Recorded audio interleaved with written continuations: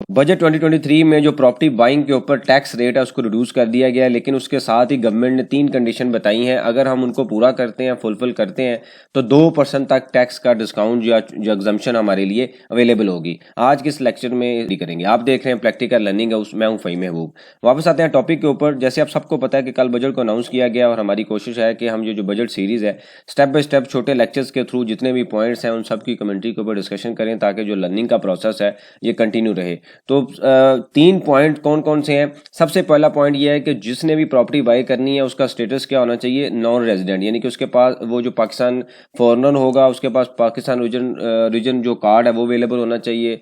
और इसके अलावा फर्दर कंडीशन भी है कि 180 डेज का जो क्राइटेरिया वो भी मीट हो, जो नॉन रेजिडेंट की डेफिनेशन में आता है। तो सबसे पहली कंडीशन कौन सी है, वो लोकल पर्सन के लिए नहीं है, वो नॉन रेजिडेंट यानी कि फॉरनर के लिए है। दूसरी कंडीशन ये है कि जो पैसे वो पाकिस्तान में भेज रहे हैं वो ये नहीं है कि यहाँ से किसी सोर्स ऑफ इनकम से उनकी यहाँ पे कोई दूसरी इन्वेस्टमेंट है उस इन्वेस्टमेंट से प्लॉट बाय करें, ऐसे नहीं है।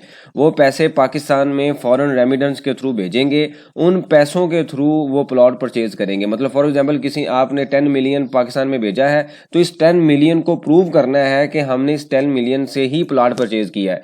उसके बाद अगला स्टेप क्या है। अब ये नहीं कि आप किसी भी बैंक में भेजें, वेस्टर्न यूनियन में भेज दें या किसी जब आप ट्रैवलिंग करते हैं तब ले आए, ऐसा नहीं है। फर्दर भी एक कंडीशन दी गई है कि एक डेजिग्नेटेड बैंकिंग चैनल होगा, यानी कि गवर्नमेंट ये फर्दर प्रोसीजर और रूल में क्लियर करेगी कि आपने जो पैसे भेजने हैं इस चैनल के थ्रू भेजने हैं। जैसे पहले रोशन डिजिटल अकाउंट था, अब हो सकता है इस तरह की नई कुछ स्कीम इंट्रोड्यूस की जाए या गवर्नमेंट कोई एक बैंक को डेजिग्नेट कर दे, जैसे नेशनल बैंक है या पंजाब बैंक है, कि अगर इन बैंकों में पैसे आएंगे और यहाँ से पे ऑर्डर बनेगा जो प्लाट आप बाय कर रहे हैं, तो फिर जो बाय करते हुए जो 236K का जो टैक्स है, जो कि करंट अभी रेट फाइलर के लिए 2% है, उसको उसकी एग्जम्पशन आपके लिए अवेलेबल होगी। तो ये 3 कंडीशन है। अब ये बड़ी इजी सी कंडीशन है कि अगर कोई नॉन रेजिडेंट है, ये फॉरनर है और उन्हें प्लाट बाय करना है, तो वो सिंपल अपने चैनल बैंकिंग चैनल को स्ट्रॉन्ग करेगा, पैसे यहाँ पे भेजेगा। उसके बाद जो उनकी रिक्वायरमेंट है पूरी करें तो 2% का जो टैक्स रेट आपके लिए उसकी एग्जम्पशन अवेलेबल होगी। अगर आप 1 करोड़ का प्लाट परचेज कर रहे हैं तो 2% एक अच्छी अमाउंट है, 2 लाख तक आपकी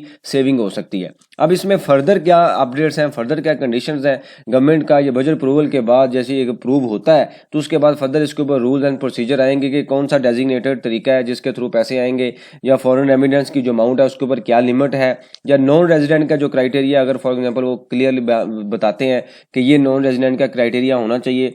तो जैसे ही इसके ऊपर कोई अपडेट आएगी मैं आपको अपडेट करूंगा। और इसके अलावा जो जो टैक्स सेविंग के हवाले से अगर हम डिस्कशन करें तो 2% की जो अमाउंट है ये एक अच्छी और हैंडसम अमाउंट है, जो कि एक मेरे ख्याल में नॉन फाइलर के लिए बाय द वे ये रेट बढ़ा दिए गए हैं, लेकिन फाइलर के लिए अगर ये 3-4 कंडीशन मीट करते हैं तो उनके लिए जो रेट है वो कम कर दिया गया। ये एक अच्छा रिलीफ है प्रॉपर्टी न्यू प्रॉपर्टी बाइंग और बिजनेस को प्रमोट करने के लिए। इससे रिलेटेड कोई आपका क्वेश्चन हो आप कमेंट्स बॉक्स में मेंशन कीजिए, उसके ऊपर हम डिस्कशन करेंगे ताकि जो लर्निंग का प्रोसेस है ये कंटिन्यू रहे। थैंक यू वेरी मच, जज़ाकल्लाह।